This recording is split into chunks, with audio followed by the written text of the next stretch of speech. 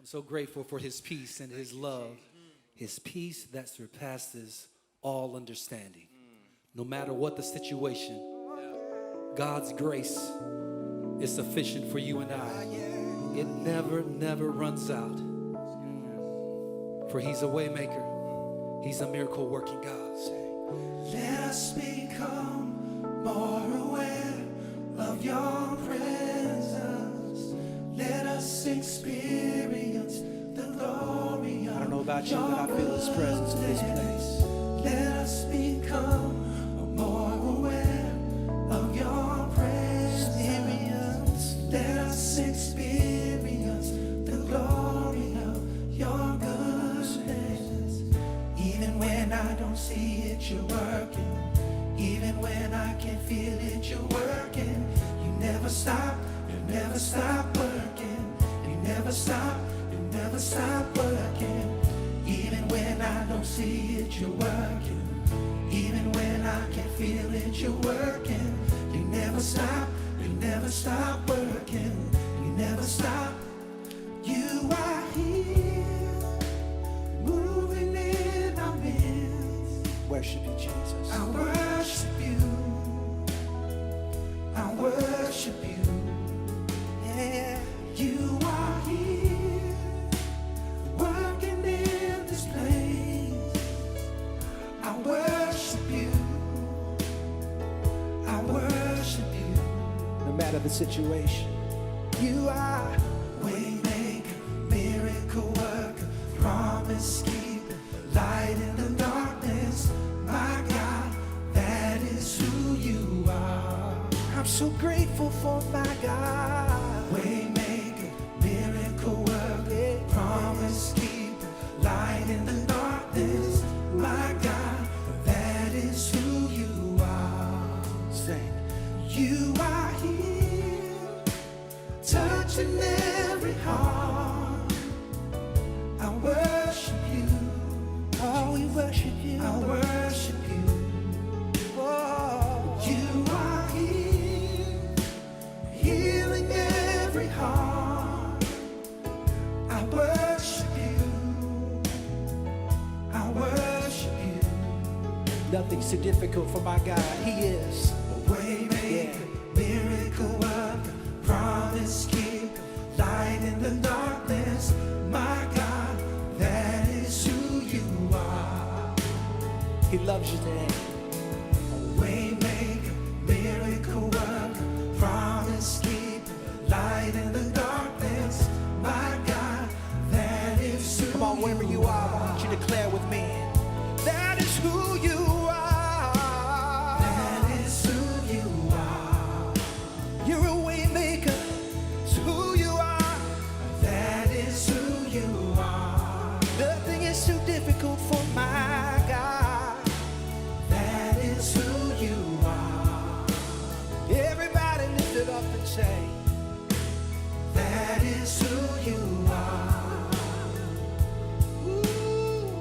Waymaker, miracle worker, promise keeper, light in the darkness.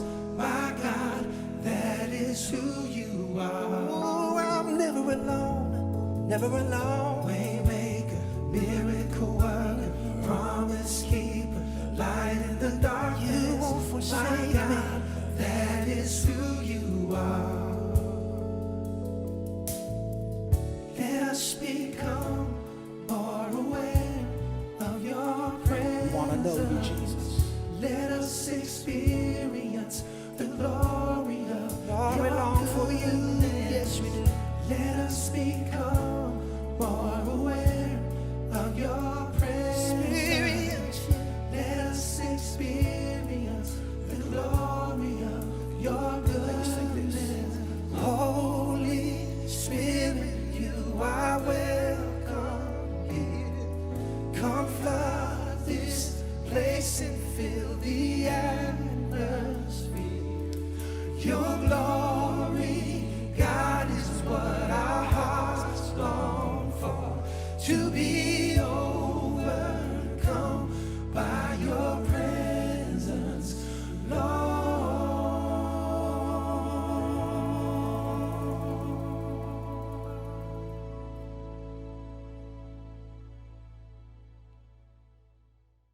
Thank you so much.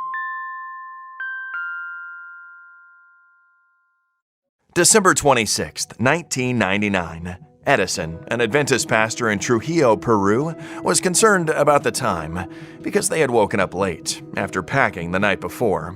The Choke family was excited about traveling to Lima, the capital, for vacation. Quickly, we must leave immediately. The bus will depart at 7 a.m. and will not wait for us, said Edison. Because the bus station was only 3 kilometers away and the taxi was already waiting for them at the door, it seemed that they would make it. But just as they were walking out the door, Mercy, their 5-year-old child, asked, "What about family worship? Are we not supposed to have it today?" "Well," said Edison, looking at Ruth, his wife, "we will have worship inside the bus while we're traveling." But Mercy was firm. "You've said many times that we should never leave this house without having family worship." The parents looked at each other and decided that it was more important to keep the God first principle than their vacation plans. So they quickly read the Sabbath school quarterly for Mercy and Kevin, their other child. Then they hurried to the bus station, only to realize that the bus had already left. All eyes then turned to Mercy, because the tickets were not refundable and the next bus wouldn't depart for 4 hours. Later that day, they were shocked to learn that the very bus they had missed had crashed with a truck, instantly killing 16 people. The Choke family wept for the lives lost in the crash and for their families. But at the same time, they were also relieved. The God first principle saved their lives.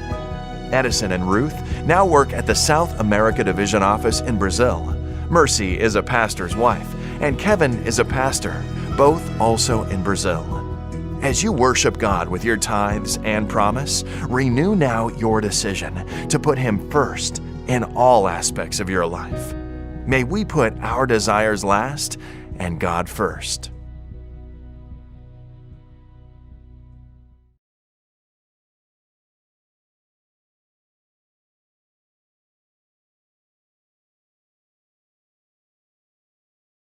Thank you so much for letting us worship with you this morning.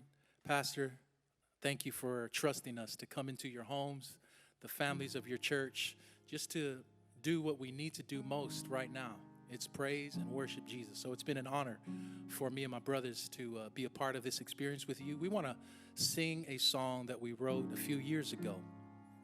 And no doubt some of you are going through the most difficult time of your life. Here's what we know. God is with us. James, it says, "Count it all joy when you go through temptation, knowing that the testing of your faith produces endurance." I know joy is hard for some of us right now, but we can truly find that in what we believe in when we believe in Jesus. This song is for you.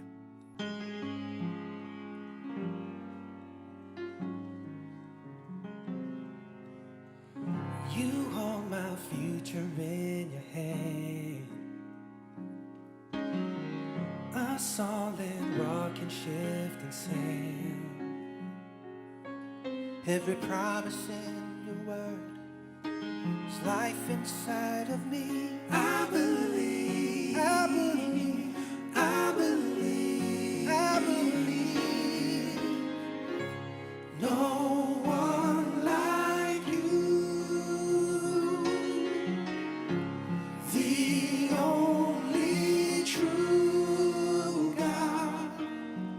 Your joy is strength to me, my song, my melody. Jesus is who you are to me. Lord, I believe in you. I believe in you. From age to age we will remain, and by the power of your name. Oh, from the rising of the sun to the going down of the same. I believe, I do believe, I believe. No one like you, no, no, no one like you, the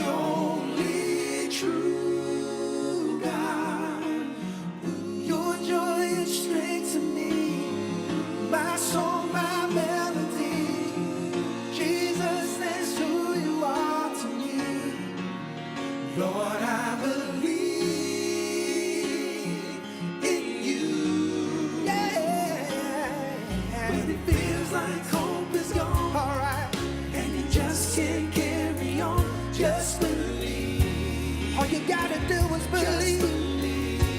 Hold on a little while longer. When sorrow fills the night, faith will be the light. Faith will be the light. Just believe.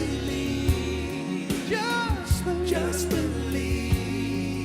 No one like you. No one like you. The only true God. Your joy is strength to me. My melody. Jesus is who you are to me. Lord, I believe in you. I believe in you.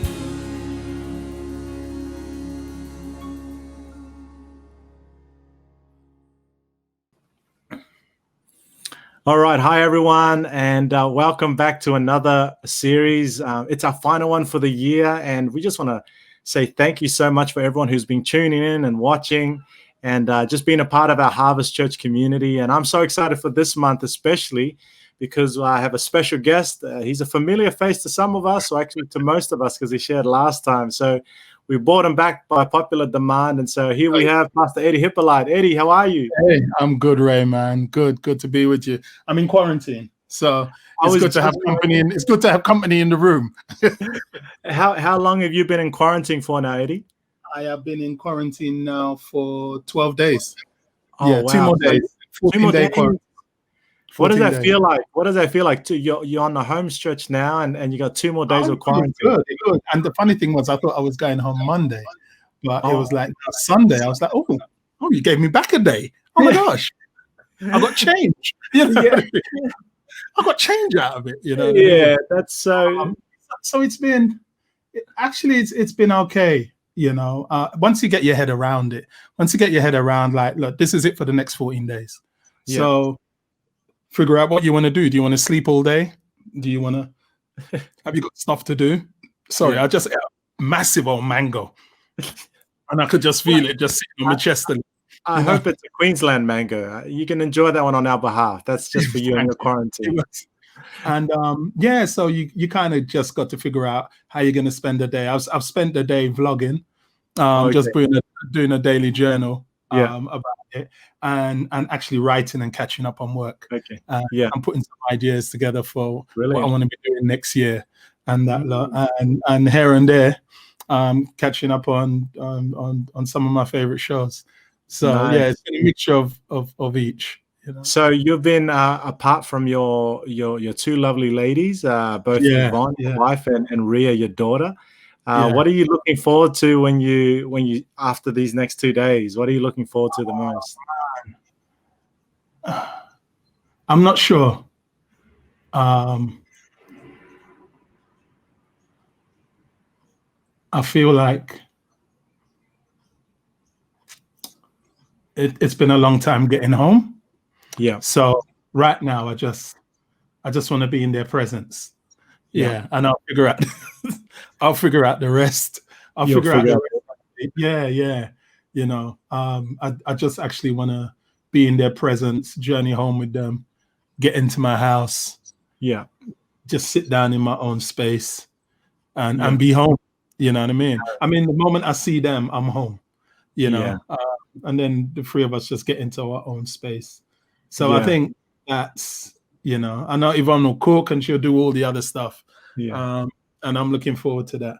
But what I'm really looking forward to is just being in their presence and now feeling like, all right, I'm home. Yeah. I love that, Eddie, being in their presence and feeling like you're at home. For those who are joining us on the live stream today, our themed series for this month is about His story, history. So last month we looked at our story and some of the learnings and the reflections that we've had during the space of COVID, what God has taught us, what we've learned about ourselves, what we learned about our family members, and just really preparing our hearts for next year. But as we come into the Christmas season, you know, we can easily lose sight of His story.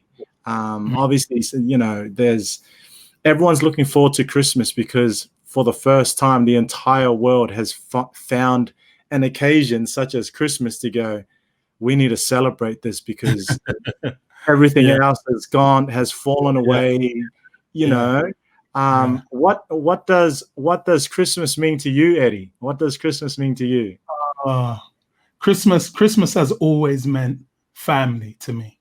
Christmas has always, we grew up in a house where Christmas was always structured around the family getting together, the family being in the same space. You know, Christmas Eve, getting up Christmas Day, you know, smelling the familiar foods in the house, you know, family coming around, Christmas Day dinner, you know, Christmas Day going into Boxing Day, waking up Boxing Day morning, you know, mummy. As we all do, you'd wake up to the smell. The first thing you'd wake up, because, you know, we're Caribbean, so we're eating rice. Like, I mean, the pot's as big as the kitchen itself. And whatever rice didn't get eat on the Friday, on the Christmas Day, Boxing Day, mum turns it into rice pudding. Oh, man. With the cinnamon stick in it and the Caribbean and the Grenadian bay leaf. And you were just like, you'd get up in the morning and you'd be like, pudding, man. Mum's like rice pudding. Everyone. You're actually making me want to go have pudding right now. Listen, we wouldn't even wait for mum to say, come down. You know, and you'd be, you know, and so, it was always, Christmas historically has always been around family. And I think more than this year, more than any year, it's going to be, it's going to be special. It's going to be more meaningful. It's going to be more meaningful now than in a long time, especially at the end of the year that we've had globally. And then at the end of the year that we've just had personally, and with the recent loss of mum, you know, it's going to be,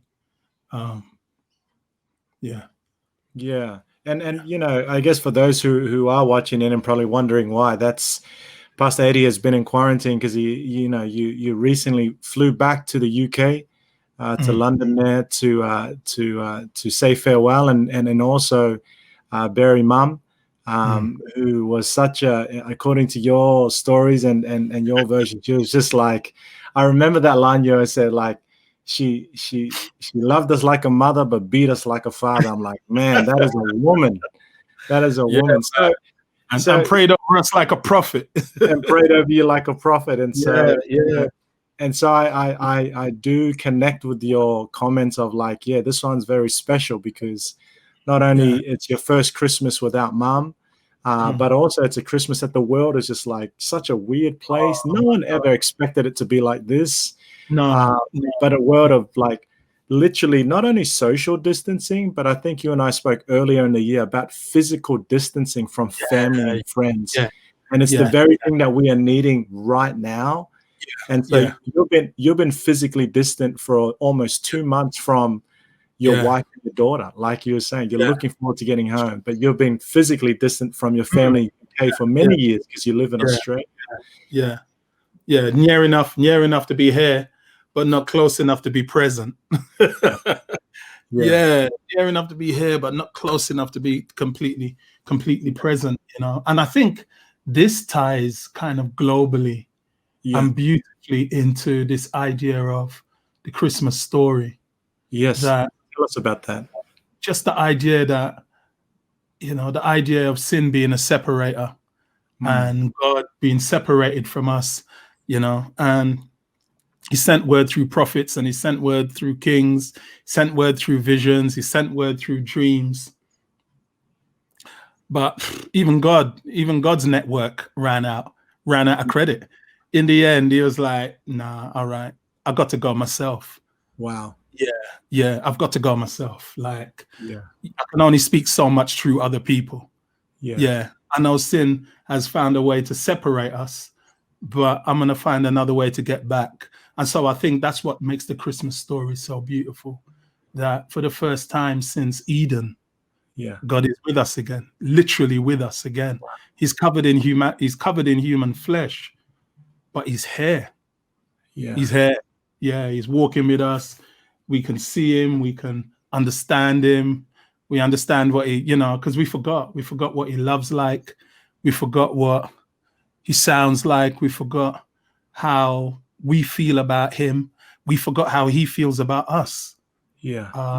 But then when he turns up, when heaven turns up in the person of Jesus Christ, it's a complete gift, and we remember once again that we're known.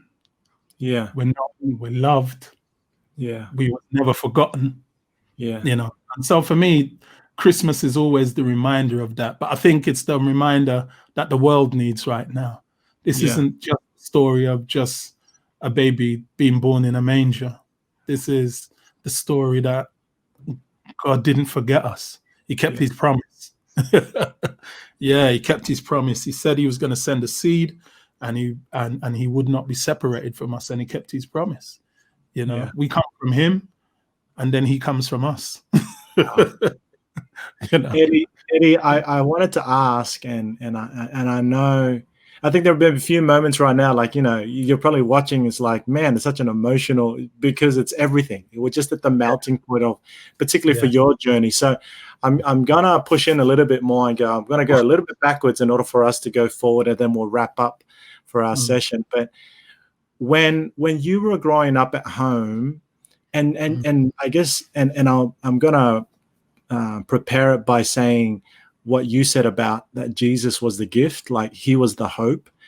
When you were growing up at home, and obviously mom became a single mom, but she raised all you and your siblings. When did you realize that Jesus was hope for her? That he was the gift that she was clinging on to. And as a youngin', you were just like, I don't know how she's doing it. Many times you would say to me, should kick all of you out of the house, but then you knew. Our friends out, us out, everyone out. Yeah, cussed everyone, and even those who had nothing to do with it. You're like, your friend, get out of the house. Like, when did you know that Jesus was her gift, and she was the hope, and he was the hope for her? Honestly, I understood it once I got saved at 17.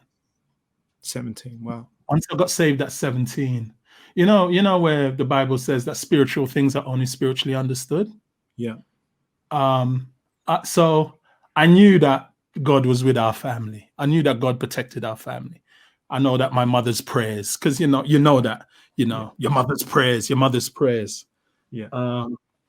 But once I had given my life to Christ and I was born into the kingdom, then I fully understood spiritual things. And when I fully understood spiritual things, that's when God gave me the revelation of who he was to my mum. Wow. What that meant to us, when and then I fully understood. I understood that as a teenager. Then I left at 17. I was saved at 17 and I left at 19. And then I came back at 25. And so I had done a lot of learning about my own self through a lot of negative experiences, but they were just that was just the classroom at the time. And when I came back at 25, and then I had a real deepened understanding of God as a man now. Yeah. And then as a man answering my call to ministry and answering the call of the kingdom over my life, that's when I fully understood exactly how much of that gift God was to my mom.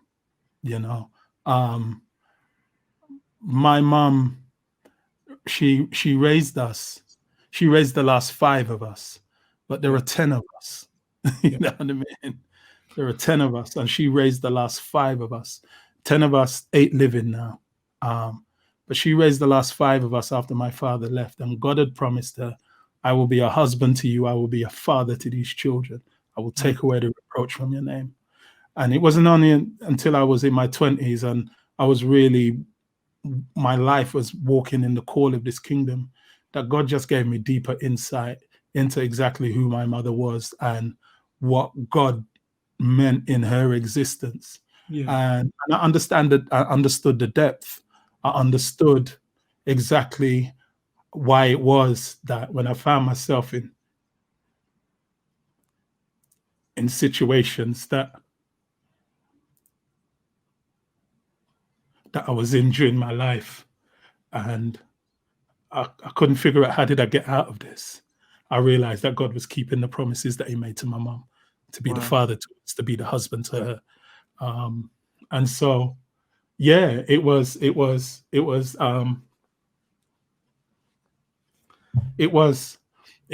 for me, that was when the realization really, when it really came.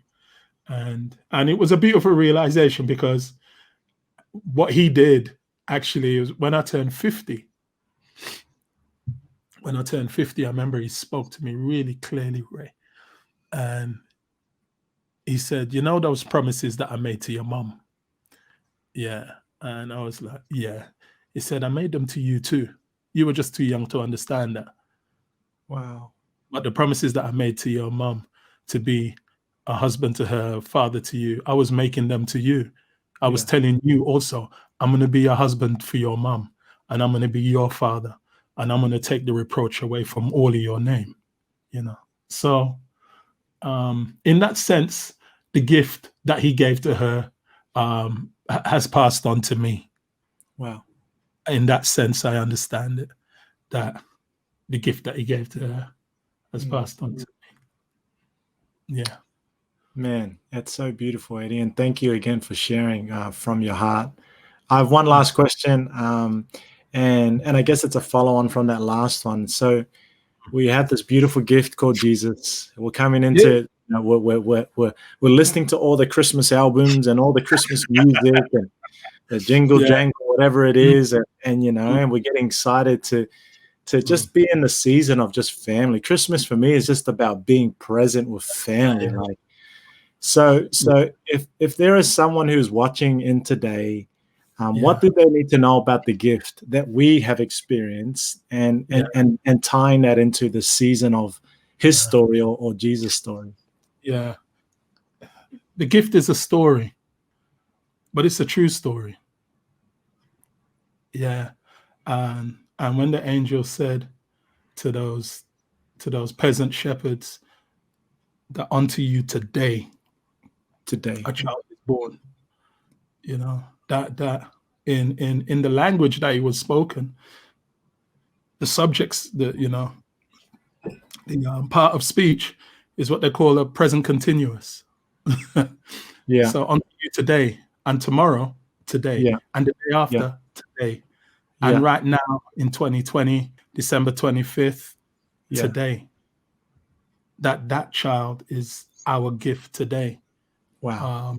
And it's not just a gift to them then, it's a permanent, forever giving gift. It's a forever giving gift of God. And it's important that you understand that. It was a story, but it's a true story. And it's a continued true story, because the baby grew up to be a man, and he grew up to be a savior. He grew up to be the Son of Man and the Son of God. So much like us, we called him the Son of Man. So much unlike us, we called him the Son of God, And he says, I am you, and you and me. And his desire is that we understand that and we be one with him. And allow that gift not to just be a gift that we can look at, but a gift that we can take into our lives and then truly experience the power of that gift. Wow. So that's what I'd say at this season, especially in this season now, when so much has been taken from us. Heaven is saying, I got something to give you. I got something for you. I got a permanent gift. Yeah. And that's it, Eddie. Like, I just love what you're saying as we close. Like, this is the one gift the world can never take from us. Hey. Life and the world will take away. Loved ones like mom, and even like my uncle who died recently in America. I couldn't even get there. I had to do a family service via live stream. I remember how broken you was. You know what I mean? I remember we talked about it. Yeah. And so life and circumstances and COVID and 2020 has taken so much from us. This season is a reminder that there's one gift that the world can never take. And it's quite different because of this gift just keeps on giving. It's the same gift that was given to when Christ first came into this world, knowing that generations down to your mom who had this gift. Now your mom passes it to you. Now you pass it to Yvonne and Rhea and all the other grandkids or whoever many great grandkids that you guys will have. The gift keeps on giving. That's one thing that they can't take away. So thank you again, Eddie, for sharing. Appreciate it. And it's been a blessing. And we wish you all the best for the next 2 days. I'm sure you're just like going to try. That time will go fast. Cruising this now. Cruising this now. Your mic went off. Your mic's on mute. Oh, there it is. So God bless you, Eddie, and Yvonne and Rhea, as you reconnect. But also God bless our viewers. Tune in for next week as we hear from another perspective of what God's story, His story, is in this season of our lives. So thank you again. God bless, and we'll see you on the other side. Bye.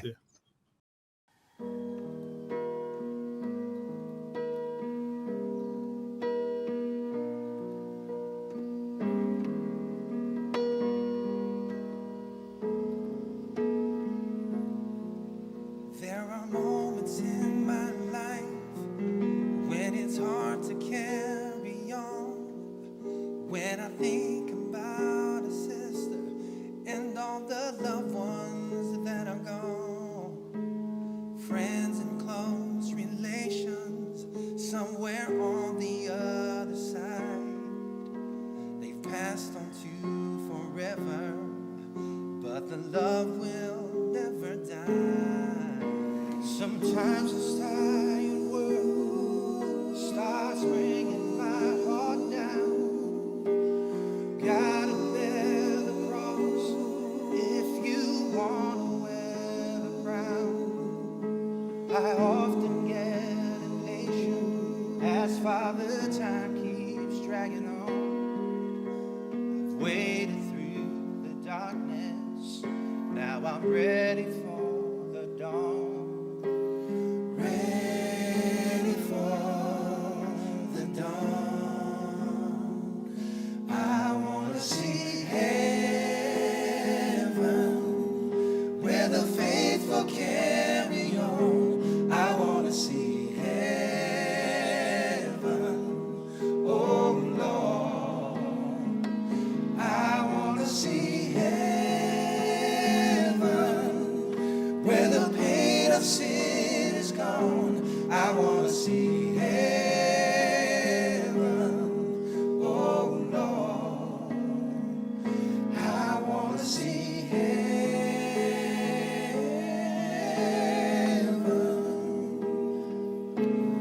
When we all get to heaven, what a day of rejoicing that will be. When we all see Jesus, we'll sing and shout the victory.